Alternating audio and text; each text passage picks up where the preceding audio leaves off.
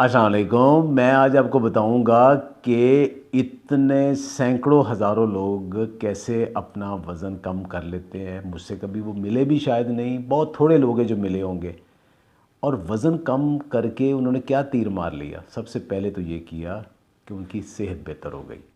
अगर शुगर थी वो ठीक हो गई, फैटी लीवर तो सबका ठीक हो गया, जोड़ों की दर्दें बेहतर हो गई, मैदा बेहतर हो गया, हाजमा बहुत अच्छा हो गया। और बहुत सारे लोगों ने अपनी बड़ी सारी बीमारियां रिवर्स की और अपने आप को फिट भी कर लिया, ख़वातीन भी मर्द भी। और ऐसे लोग हैं जैसे ये आप तस्वीरें देख रहे हैं, किसी ने 20 किलो, किसी ने 30 किलो, किसी ने 35 किलो, किसी ने 40 किलो और किसी ने तो 45 किलो। और एक जो एग्ज़ाम्पल है वो एक ट्रांसजेंडर है, 48 केजी उन्होंने वज़न कम किया। सबसे ज़्यादा जो अभी तक मेरे पास रिकॉर्ड है वो 48 केजी का है।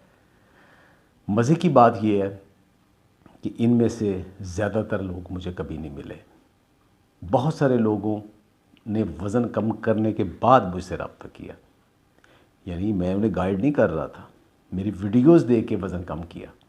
तो आज मैं एनालिसिस करने लगा हूँ कि इन सब लोगों ने जो इतना ज़्यादा वज़न कम किया मुझसे मिले बग़ैर या डाइट प्लान लिए बग़ैर, बहुत सारे लोग इनमें से हैं जो बाकायदा सेशन भी लिए मुझसे, उन्होंने कैसे वज़न कम कर लिया और अपनी बीमारियां कैसे ठीक कर ली और फिर उस कम वज़न को मेंटेन कैसे किया।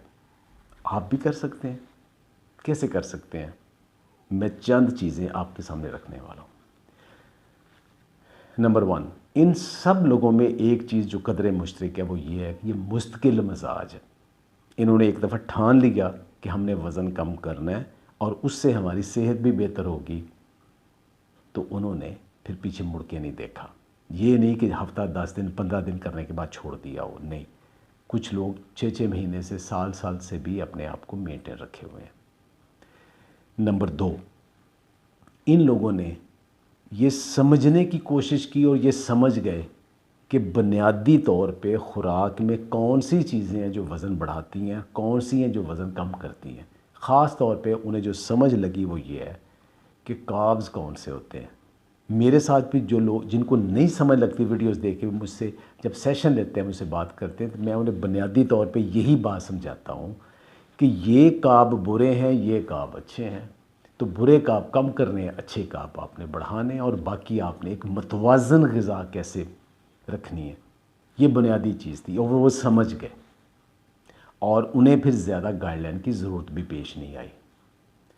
अगली बात, मतवाज़न ग़िज़ा कि भूखे तो नहीं रहना, पेट खाली भी नहीं रखना, वज़न भी कम करना है, बीमारियां भी ठीक करनी है, लेकिन खाने मज़ेदार खाने हैं। जी हाँ, मज़ेदार खाने खाने हैं। और वो कैसे खाने हैं, और आप अपने मील को, अपनी प्लेट को, अपने खाने को, अपनी खाने की प्लेट को आपने कैसे एडजस्ट करना है, ये सब ने सीख लिया।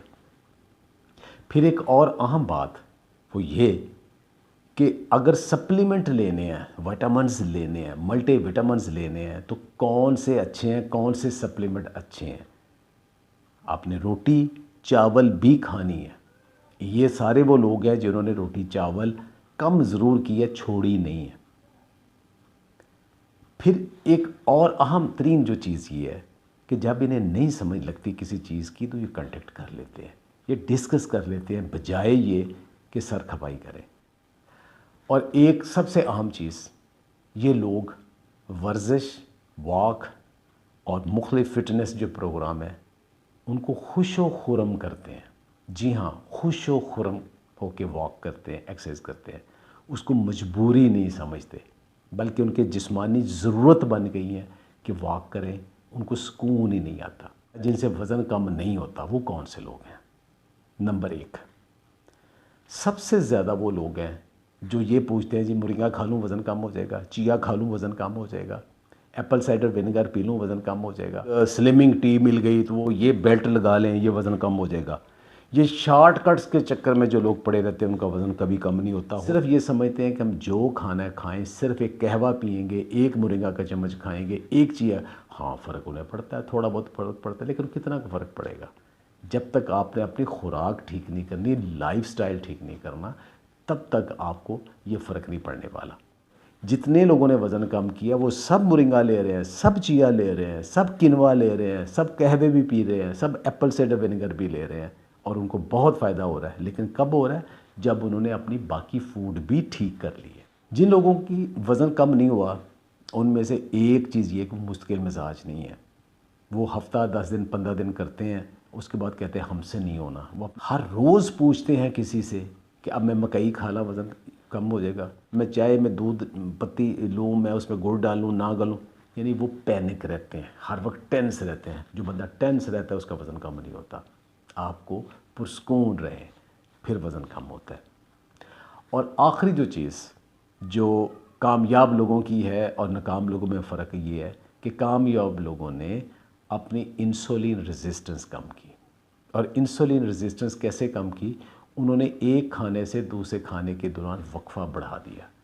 जो नाकाम लोग हैं वो स्नैकिंग बहुत करते हैं। स्नैकिंग का क्या मतलब होता है कि एक खाने से दूसरे खाने के दरमियान भी कुछ खाना, यानी चाय के साथ कुछ लेना, फ्रूट खाना, बाकी खाना। स्नैकिंग आपकी इंसुलिन को नीचे नहीं आने देती, इंसुलिन रेजिस्टेंस कम नहीं होने देती, फिर आपका वज़न कम नहीं होता। लेकिन जो लोग एक खाने से दूसरे खाने के दौरान वक्फा बढ़ा देते हैं, छोटी फास्टिंग या लंबी फास्टिंग, उससे क्या होता है कि उनका जिस्म फिर इंसुलिन को सेंसिटिव हो जाता है, उसको रिस्पॉन्स करना शुरू होता है।